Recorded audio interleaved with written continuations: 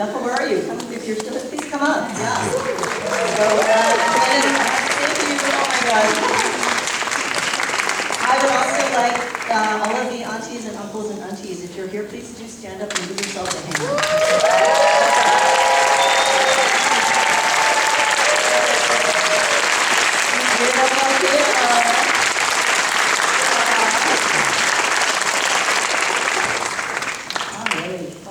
Thank you so much.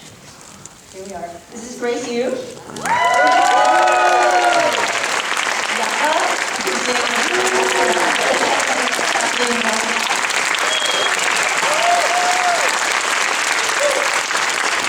have the overlord herself.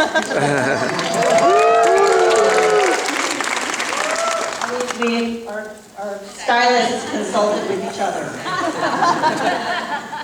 Oh my God, what a beautiful film. It was amazing to go back to that moment and really experience, I mean, you know, a little PTSD from experiencing that, but what a beautiful time capsule it was, Valerie, and it was really like a testament to the work that you all did and the organizing that happened, and also the care community that you created, you know, through all of these really difficult times.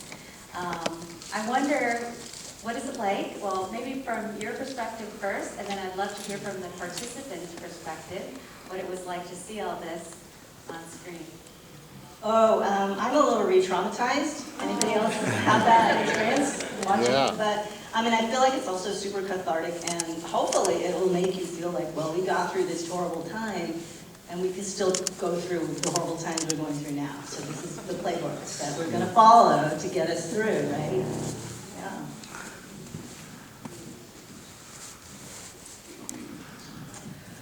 Well, you know, I was in the back row there crying, of course. But it was very cathartic to be able to name the harm, the systemic harm. I think that was done. It wasn't just simply a pandemic, and for me the grief was systemic. It wasn't, you know, it was targeting specific groups. And so to be able to say that on record and to know that there were other aunties who acted on that just restored my faith, I think. So I really appreciate the craft of the incredible art that you do in filmmaking and storytelling.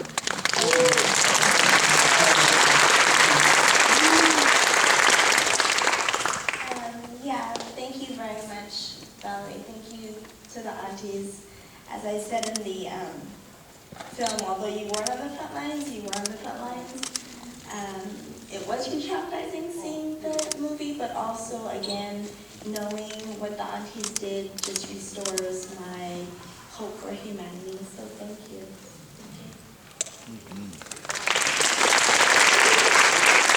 I think that kudos to our filmmaker, Valerie Soe. You know, during the pandemic, we were dog walking. Our dogs became best friends during the pandemic, so we're like always walking, and she was like, I'm gonna make a film. I'm like, okay. And she's like, you're gonna be in it. I'm like, oh, okay. And I was like, we're walking our dogs every day, you know, during the pandemic, and little did I know she chronicled everything. As we're moving through the pandemic. And so, and again, by the way, I didn't know how to sew, and it was like you thought your machine was broken, and the bobbin winder was stuck, and like, someone thought me a broken machine! I didn't know how to sew. And so Professor Soe, think of Professor Soe, S-E-W-S-E, she taught me to sew through Zoom, and I was like, you know, it was such a crazy time because I didn't have a sewing machine, I didn't know how to sew, but it's amazing that with a crisis of this sort, that you learn to sew. And so if any of you want to learn to sew, you can sew. You know, you can do it. It's like almost like playing the piano. Yeah. And I also want to make mention that there was a lot of joy. It's so nice to have your boss be a comedian. I mean, there's like so much that we're going through during the pandemic, but Kristina would always crack jokes through Zoom or through Facebook. It was mostly threats that you all laughed at. That, you know, the humor kept us going. You know, the humor kept us going. It was so, I mean, there was so much going on. We're trying to constantly sew masks for so many people in need. But at the end of the day, Kristina would crack a joke.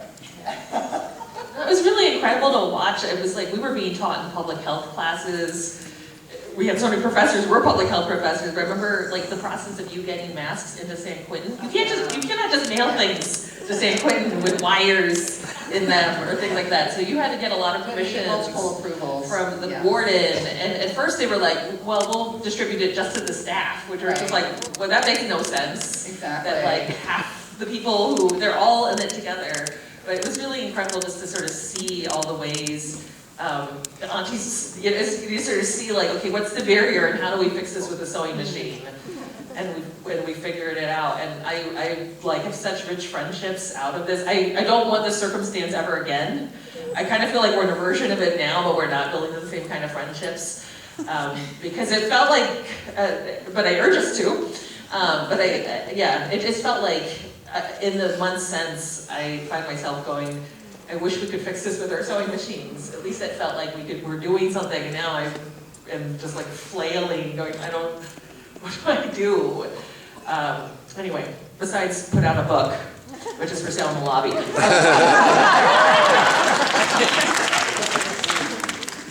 I'm just going to say, Corio Hama, the amazing editor, who literally puts together so much footage, tireless amounts of so much footage. So, yes. I just wanted to add, I think the thing that was incredible about this group is the care and love and high standards, I think, for what we produce. So I know that sometimes your beginning masks aren't great, and so they get kind of like rejected and not given. But I know that I had helmed one for a homeless collective in Oakland, and it was under the underpass that's since been cleared, the homeless encampment. But I just remember some of the folks who had gotten it. My son had dropped off a couple hundred of them, and there was a woman who was in tears. She goes, "This is the most beautiful thing I've owned. These are made with such care. The fabrics are so beautiful." And so I think for us is that it couldn't look like charity. It really needs to look like it was made with love. Mm-hmm. And I think that was something that was really wonderful about this group. Yeah, I think part of it was, those folks deserve the best, just like everybody else.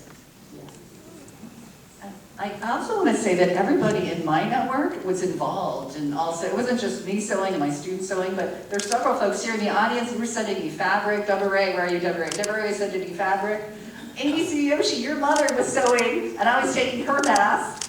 Amy Tsuyoshi, your mother, what's your mom's name? Right here. She was amazing. She was sewing masks with nylon. You couldn't find elastic. Elastic was like gold. And so people were using bra straps. Some people were using nylon. Putting the elastic on the fitted sheet. Yeah. Oh yeah, the bed sheets. Yeah. Or the fitted sheets. There was it was almost like for 2 months you couldn't find elastic anywhere. And so we were like desperate in terms of making masks. And some people really were really creative. Amy, your mom was very creative using nylon to like pantyhose? Pantyhose. Yeah, from pantyhose.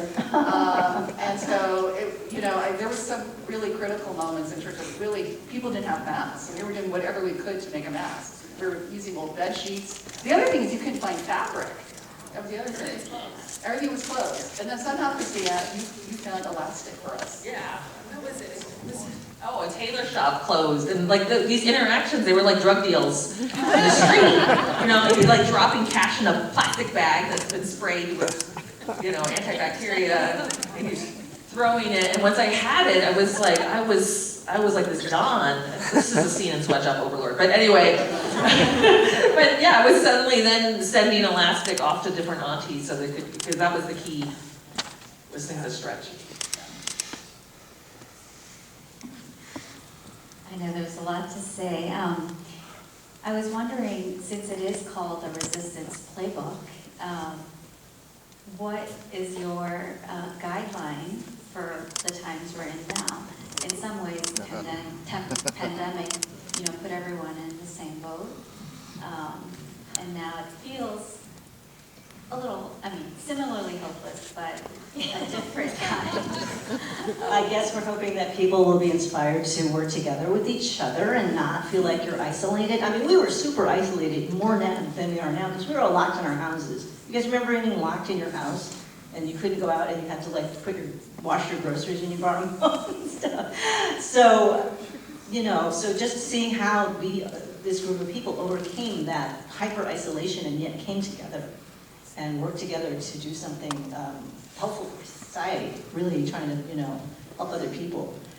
So that, I'm hoping that people will remember that and not feel so despondent now, because you can overcome great obstacles and difficulties and make a difference. Yeah. I think one of the lessons I learned, and I know I presented on this, I had the great fortune to travel to a critical studies conference with Valerie and other folks who were here. And I think that the lesson I learned is that no amount of self-care is going to solve the wounds and the grief that we're experiencing, because it's not self, it's community-based and it's systemic. And so it needs to be community care. And the best form of community care is organizing to do for others. There's a reward in it, and you make sure that you take care of each other. And I think that this group, with its leadership, some of it was organic and some of it was very purposeful. We had aunties who helmed self-care, community care. And so I think that's just as important as the work that you produce. It's important to do that as a community. Yeah, there were some aunties who didn't sew at all. All they did was make cookies for us, or bread, or do yoga classes, or online Reiki. I remember the Reiki. Yeah, like what is that? How does that even work? So that was a whole subset of aunties. So you know, wherever you could help out was super important. It wasn't just like you had to be really good at sewing. You could do anything you wanted, as long as you were willing to sort of, you know, want to try to assist other people. Well, I think we only have a few minutes, but I'd love to see if there's any questions from the audience. How do we vote for the audience award? Good question. Please do that. This is the only chance I have to win an award this festival. Everybody get your phones out right now. And if you go to other films, don't vote for them. Yeah, there it is. There it is. Claire's question. What specifically triggered the edits? Shutting down the I can talk about that. Yeah, well, it was August 2021 and we actually, some aunties were exhausted and kind of stopped on their own, but some kept going because it was kind of this thing that was just the only thing that sort of self-soothed them. Even though we're slowly getting vaccinated, I've seen super cheap masks on the market. I've in fact seen them 10 packs for $1 in a clearance section at CVS. And we had to kind of almost slowly, for those aunties who just manically just needed to keep sewing, kind of give them I think we give them a whole month, just get your final things out and we will get there.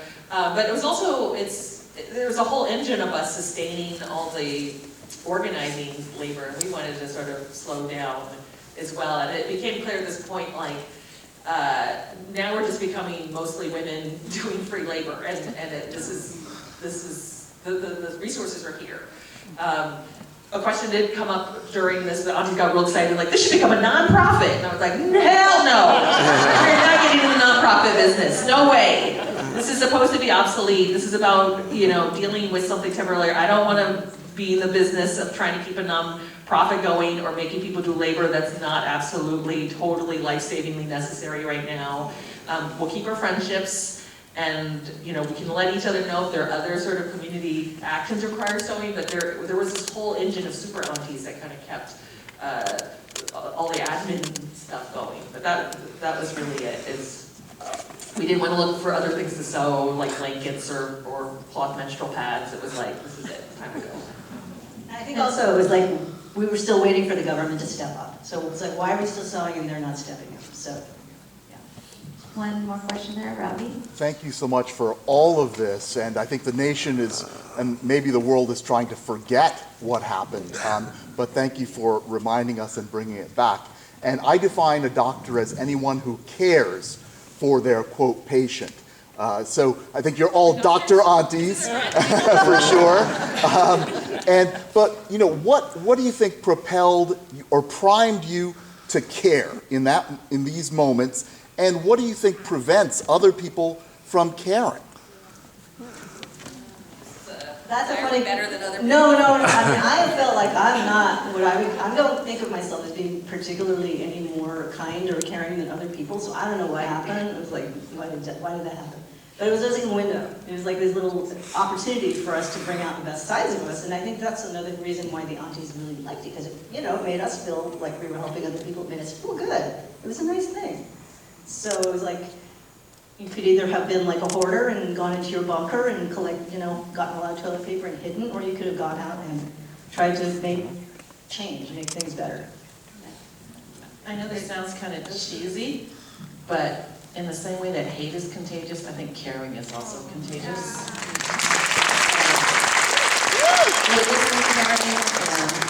That changed me, and I want to thank Wendy Ng for actually just casually introducing me to it. Because, there's this sewing, I know you're sewing master your family and friends and everybody, but there's this group.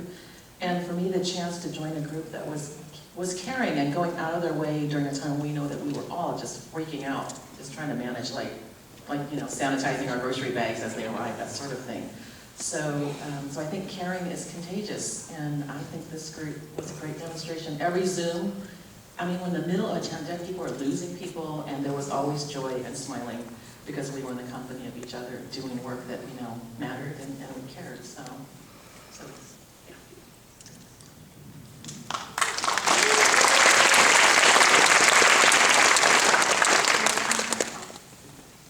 I also want to say sewing is really therapeutic. I think crafting of any sorts is really therapeutic. And I still feel like, post-pandemic, I was doing at an Ethnic Studies Youth Summit 2 weeks ago, and I had high school students, and I taught them to do hand sewing. We used scraps of fabric, and we hand sewed coasters. And I had the full attention of these students for like 1 hour, because folks felt like they were doing something with their hands. And I really feel like sewing, I think sewing is making a comeback. Sewing's making a comeback. And I've been really inspired by sewing with scraps, actually. And so I'm trying to recruit students to make clothes with scraps. Because everything is so expensive now, and students often feel like, I can't buy clothes. But we can stitch things together and make something. In fact, the shirt that I'm wearing is look at you, you're making apparel. Wow! Made of scraps. So this is like the next level, I think, of sewing with students. Anything to get people off their screens. Yeah, exactly.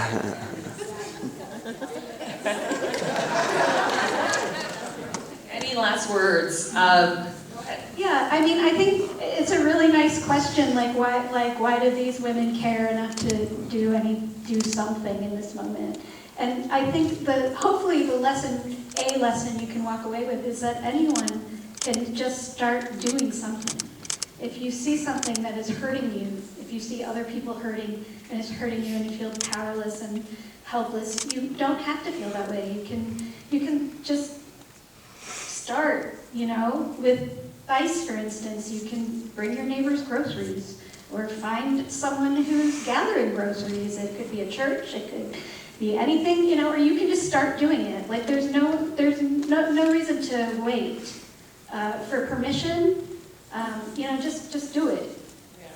I would say also panic is way more exhausting than giving. I just wanted to say also, being on the front lines and having these masks from the Auntie Sewing Squad helped me and my colleagues feel seen, feel loved, not just giving and caring for COVID patients, but that we were cared for. Knowing Grace from undergrad, my former professor is part of this. And it was just an honor, and it was just powerful. And walking down the halls of a hospital and people acknowledging and seeing the masks and, high-fiving and just feeling a sense of pride that we were loved and being protected with these masks, because they weren't giving it to us in the hospital for a while, so yeah.